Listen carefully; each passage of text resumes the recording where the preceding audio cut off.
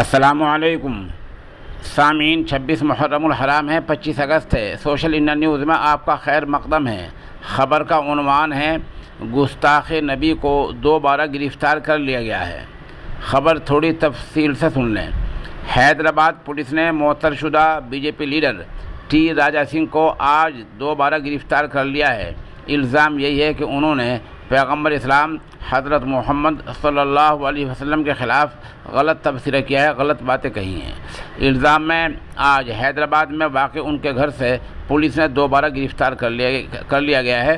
राजा के बयान के बाद 23 अगस्त को बड़े पैमाने पर मुजाहरे हुए थे।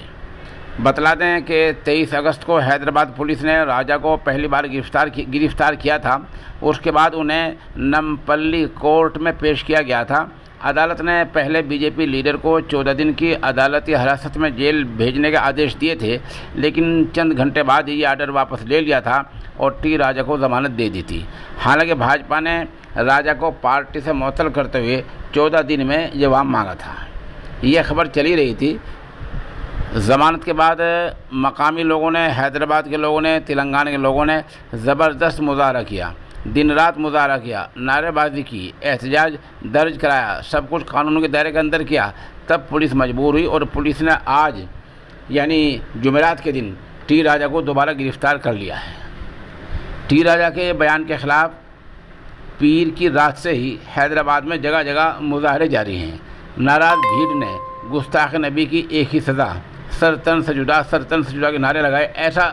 ऐसा बताया जा रहा है, कहा जा रहा है कि गोश महल से एमएलए टी राजा की गिरफ़्तारी की मांग की गई थी। मुजाहिरीन ने टी राजा के बयान का मुकाबला, बयान का तकाबुल साबिक बीजेपी तर्जुमान नुपुर शर्मा के बयान से किया था।